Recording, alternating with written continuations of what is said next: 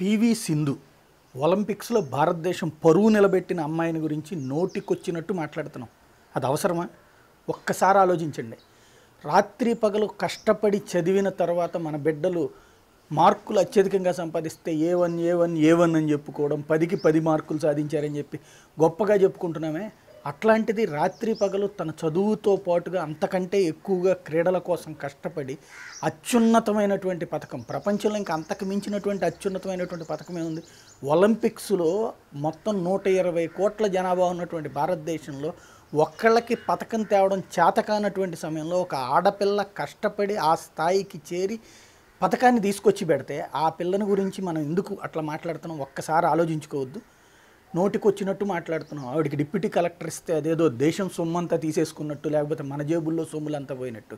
ఏం క్రికెటర్లకి ఒక్కొక్క కంపెనీలు CEO పోస్టులు ఇస్తున్నాయే అంటే దేశంలోనే అత్యున్నతమైనటువంటి పదవులను ఆ సంస్థలు కోట్ల రూపాయల పెట్టుబడులు పెట్టినోళ్ళు కూడా తీసుకొచ్చిస్తున్నారే, లక్షల జీతాలు ఇస్తున్నారే. ఇప్పుడు పివి సింధు అనేటువంటి అమ్మాయి, మన తెలుగు అమ్మాయి, కష్టపడి చిన్నప్పటి నుండి చదువు కంటే కూడా క్రీడల మీదనే ఆసక్తి చూపెట్టి ఆ క్రీడల్లో ఒక్కొక్కడుగు ముందుకు వేసి భారతదేశానికే ఒక కీర్తి ప్రతిష్టలను తీసుకురావడంతో పాటు ఒక అద్భుతమైనటువంటి పథకాన్ని తీసుకొచ్చి మొన్న పరువు పోవాల్సినటువంటి సమయంలో కాపాడింది. అట్లాంటి అమ్మాయి ఈవేళ డిప్యూటీ కలెక్టర్ పోస్ట్ ఇచ్చేస్తే ప్రభుత్వం తప్పు చేసింది, లేకపోతే ఆ పోస్టులో ఎంతోమంది కష్టపడ్డోళ్ళు వాళ్ళ పథకాలు వాళ్ళు సాధించుకుంటారు. వాళ్ళు పోనీ ఈ పథకాలు సాధిస్తే వాళ్ళకు కూడా ఇస్తారు కదా. ఇట్లా మనం నోటికొచ్చినట్టు మాట్లాడితే జరిగేటువంటి లాస్ ఏంటి?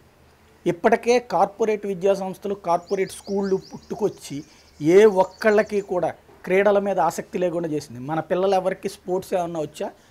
అలాగే ఒకవేళ స్పోర్ట్స్లో మన పిల్లల్ని శిక్షణ ఇవ్వాలంటే ఎక్కడికెక్కడికో తీసుకెళ్ళాలి, వేలకు వేలు డబ్బులు పోయాల్సినటువంటి పరిస్థితి వచ్చింది. ఇదంతా నువ్వు నేను చేసుకున్నటువంటి పాపం. నిన్న మొన్నటిదాకా కూడా మనము చేయలేదు, క్రీడల వైపుకి పోలేదు, మన పిల్లల్ని క్రీడల వైపుకి పోనీయట్లేదు. ఇప్పుడు కష్టపడే అమ్మాయి ఏదో పైకి వస్తే అట్లాంటి అమ్మాయికి ఒక అవకాశం ఇస్తే ఇంకా కొంతమంది వస్తారు. పివి సింధు డిప్యూటీ కలెక్టర్ అయినంత మాత్రాన దాంట్లో నుంచి మనకి లాస్ అయ్యేది ఏం లేదు, రాష్ట్రానికి లాస్ అయ్యేది లేదు, ఇంకా మంచిగా జరుగుతుంది.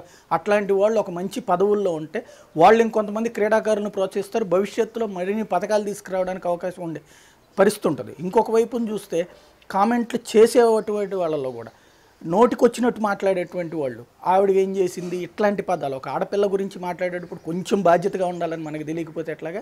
ఆ పదవులకి సంబంధించినటువంటి అంశం పక్కన పెడితే అమ్మాయి సాధించింది ప్రపంచంలోనే అత్యంత అరుదైనటువంటి పథకం. అది కూడా మన తెలుగు అమ్మాయి, కింద స్థాయి నుంచి పైకెళ్ళి సాధించిన అమ్మాయి. ఏదో కోట్ల రూపాయలతో పైరువీలు చేసి తెచ్చుకున్నటువంటిది కాదు, లేకపోతే ఏమాత్రం అవకాశం లేనటువంటి చోట ఎవరితోనూ చెప్పినో డబ్బులు ఇచ్చినో తెచ్చుకున్నటువంటి పథకం కాదు. ఎంతో కష్టపడితే వచ్చినటువంటి పథకం, వందలాది దేశాల మధ్యన సాధించినటువంటి పథకం. అట్లాంటి అమ్మాయికి ఇచ్చింది డిప్యూటీ కలెక్టర్ అంటే చాలా చిన్న గౌరవం వాస్తవంగా చెప్ప.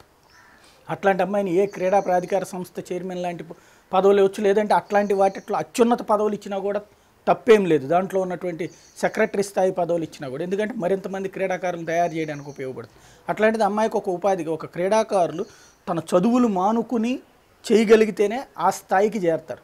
అట్లా రేపు పొద్దున కనుక మనం ఇట్లాగే కామెంట్లు చేస్తే రేపటి నుంచి మనం పిల్లలు కానీ, లేకపోతే ఎవరన్నా తమ పిల్లల్ని క్రీడల్లో ప్రోత్సహించాలన్నా కూడా నిరాసక్తత, విసుగు పుడుతుంది. మనం బాగు చేయకపోయినా పర్లా, చెడగొట్టకుండా ఉంటే బాగుంటుంది.